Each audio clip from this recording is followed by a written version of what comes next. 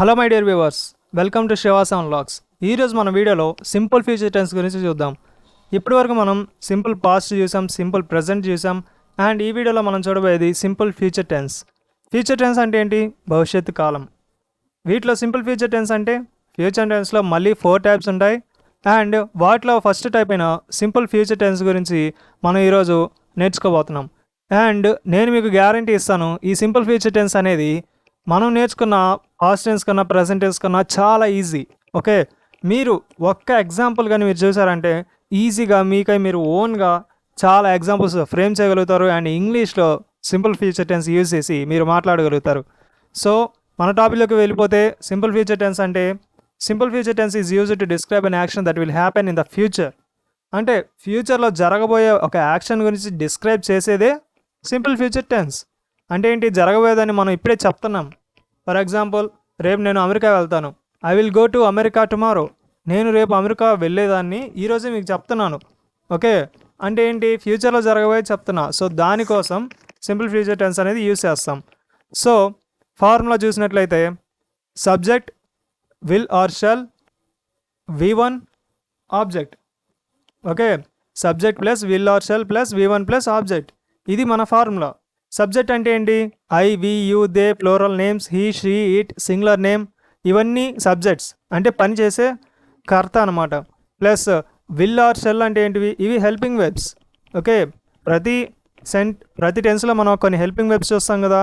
So ఇక్కడ మనం చూసే హెల్పింగ్ వెబ్స్ ఏంటివి? Will or shall plus V1 అంటే ఏంటిది?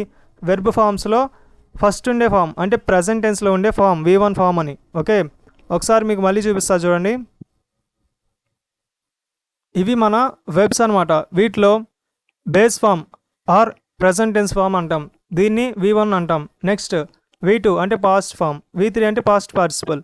ఓకే, లాస్ట్ వీడియోలో కూడా నేను మీకు చెప్పాను, ఈ వెబ్స్ అనేవి నేర్చుకుంటే, ఎంత బాగా నేర్చుకుంటే మీకు స్పోకెన్ ఇంగ్లీష్ అనేది అంత బాగా వస్తుంది. ఓకే, సో ఇవన్నీ V1, V2, V3. సో మనం ఫ్యూచర్ టెన్స్లోకి వచ్చేస్తే, ఇప్పుడు ఈ ఫార్ములా యూజ్ చేసి మనం ఒక సెంటెన్స్ రాద్దాం.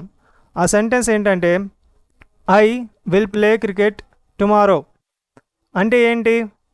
ఐ అనేదేమో సబ్జెక్ట్, విల్ అనేది మనం వాడే హెల్పింగ్ వెర్బ్, ప్లే అనేది మెయిన్ వెర్బ్, క్రికెట్ అనేది ఆబ్జెక్ట్, టుమారో అనేది కీవర్డ్. ఇక్కడ ప్లే అనేది ఏంటిది? V1 form. సో మీరు గుర్తుపెట్టుకోవాల్సింది ఏంటంటే, ఇక్కడ ఫ్యూచర్ టెన్స్లో, ఈ సింపుల్ ఫ్యూచర్ టెన్స్లో మనం వాడేది V1 ఫామ్ అండ్ దానితో పాటు ఒక హెల్పింగ్ వెర్బ్, అది విల్ కానివ్వండి, షెల్ కానివ్వండి.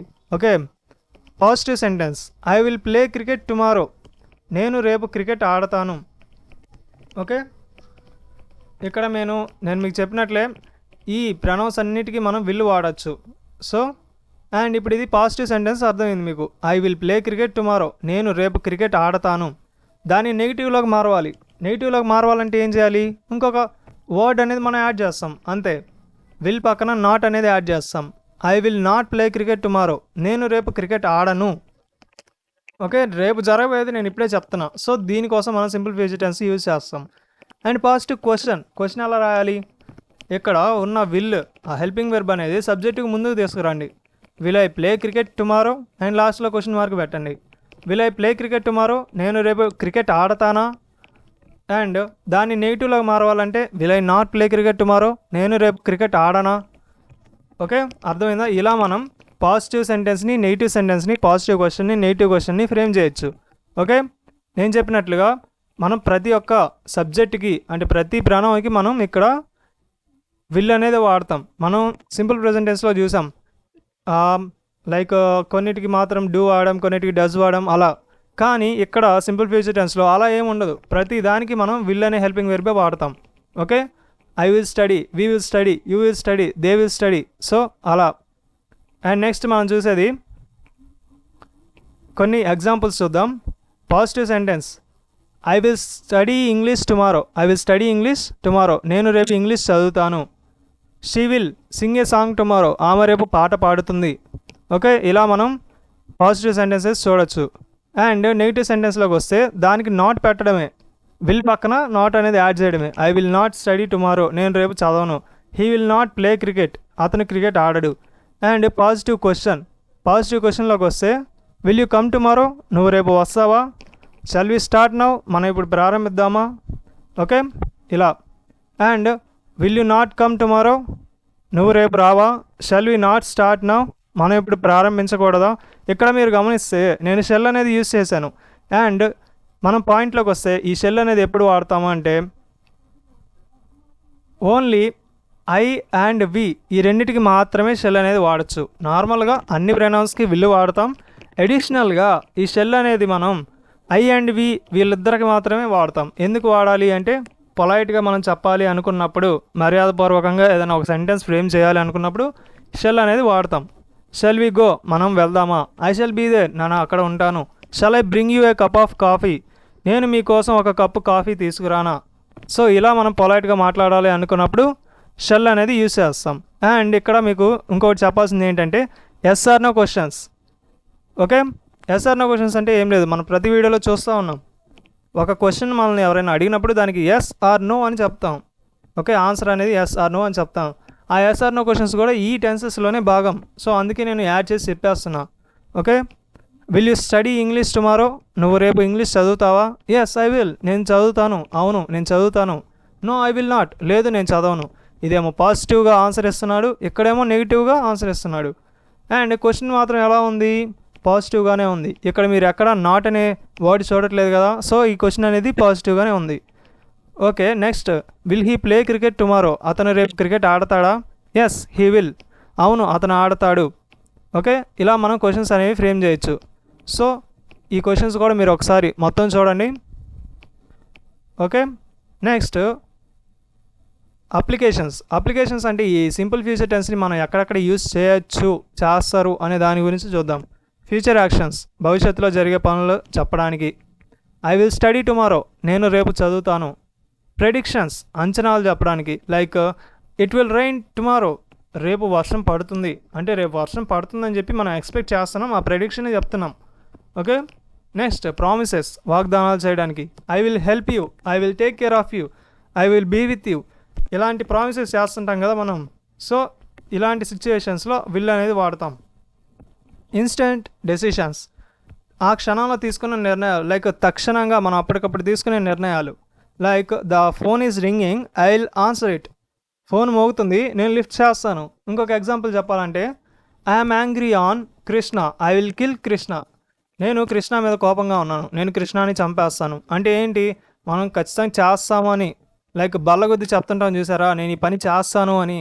అలాంటి సిచ్యువేషన్స్లో కూడా ఈ విల్ అనేది మనం యూజ్ చేయొచ్చు. ఆఫర్స్ అండ్ సజెషన్స్ వచ్చినప్పుడు షల్ ఐ హెల్ప్ యూ, నేను నీకు సహాయం చేయనా. షల్ వి గో నౌ, మనం ఇప్పుడు వెళ్దామా. ఇలా పొలైట్గా మాట్లాడాలి అనుకున్నప్పుడు ఈ షెల్ అనేది యూజ్ చేస్తాం. అది కూడా ఓన్లీ ఐ అనే ప్రొనౌన్కి, వి అనే ప్రొనౌన్కి. అండ్ మిగతా వాటన్నిటికీ మనం విల్ అనేది యూజ్ చేస్తాం. ఓకే, అండ్ కీవర్డ్స్లో చూసుకుంటే ఈ కీవర్డ్స్ ఎందుకు అంటే మనం ఒక టెన్స్ వాడేటప్పుడు అది ఈ టెన్స్లో ఉందని చెప్పడానికి కీవర్డ్స్ అనేవి చాలా యూజ్ అవుతాయి. టుమారో రేపు, నెక్స్ట్ వీక్ వచ్చే వారం, నెక్స్ట్ మంత్ వచ్చే నెల, నెక్స్ట్ ఇయర్ వచ్చే సంవత్సరం.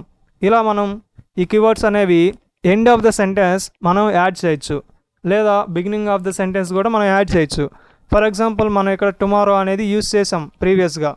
Like will you not come tomorrow, నువ్వు రేపు రావా. Will you not come tomorrow, నువ్వు రేపు రావా అంటే ఇది ఏంటిది, నెగిటివ్ క్వశ్చన్. ఇక్కడ మనం టుమారో అనే కీవర్డ్ యూజ్ చేసాం. ఓకే, ఫ్యూచర్లో జరగబోయే దాని గురించి ఇలా మనం చెప్తాం. ఓకే, అండ్ ఇక్కడ మీకు ఇంకొకటి చెప్పాల్సింది ఏంటంటే విల్ ప్లస్ నాట్. ఇక్కడ విల్ ప్లస్ నాట్ ఈ రెండింటిని మనం సింపుల్గా వోంట్ అని కూడా యూజ్ చేయొచ్చు. లైక్ ఇప్పుడే మనం చూసాం will you not come tomorrow అని. ఈ సెంటెన్స్ని నేను కాపీ చేస్తున్నా.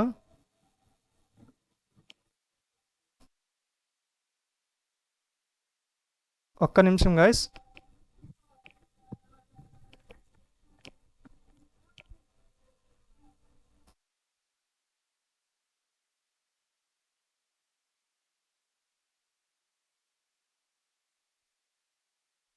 నేను మీకు రియల్ ఎగ్జాంపుల్ లాగా అండ్ మీనింగ్తో సహా చూపిద్దాం అనుకుంటున్నా అంతే. Will you not come tomorrow, మీరు రేపు రారా.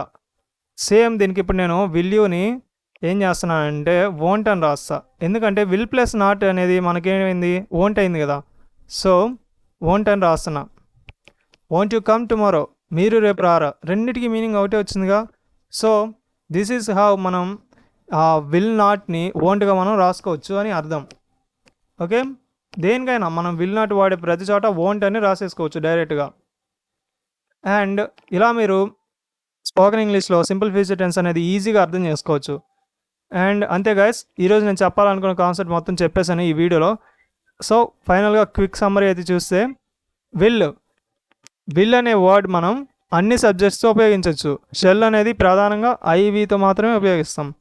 అండ్ ఫార్ములాలోకి వచ్చేస్తే, సో ఈ ఫార్ములాస్ అనేవి జాగ్రత్తగా గుర్తుపెట్టుకోండి. ఎందుకంటే ఒక ఫార్ములా మీరు నేర్చుకున్నారు అంటే ఒక పునాది వేసినట్లే. ఆ ఫార్ములా మీకు ఉంది అంటే మీరు ఎటువంటి సెంటెన్స్నైనా క్రాక్ చేయగలుగుతారు, ఈజీగా అర్థం చేసుకోగలుగుతారు. ఓకే, ఎదుటి వాళ్ళు తప్పు చేసినా కూడా మీరు ఈజీగా ఫైండ్ అవుట్ చేయగలగాలి అంటే మీకు ఆ ఫార్ములా అనేది తెలిసి ఉండాలి. ఓకే, సో ఈ వీడియో మీరు లాస్ట్ రోజు చూసినందుకు థ్యాంక్ యూ గైస్. అండ్ మన ఛానల్లో నేను పోస్ట్ చేసిన టెన్సెస్ వీడియో దగ్గర నుంచి ప్రతి ఒక్కటి చూడండి, మీకు స్పోకెన్ ఇంగ్లీష్ అనేది ఈజీగా వస్తుంది. ఓకే, మన ఛానల్ని ఫస్ట్ టైం చూస్తున్నట్లయితే సో మన ఛానల్కి సబ్స్క్రైబ్ చేసుకోండి. అండ్ ఈ వీడియో మీకు నచ్చినట్లయితే లైక్ చేయండి, షేర్ చేయండి. Thank you guys.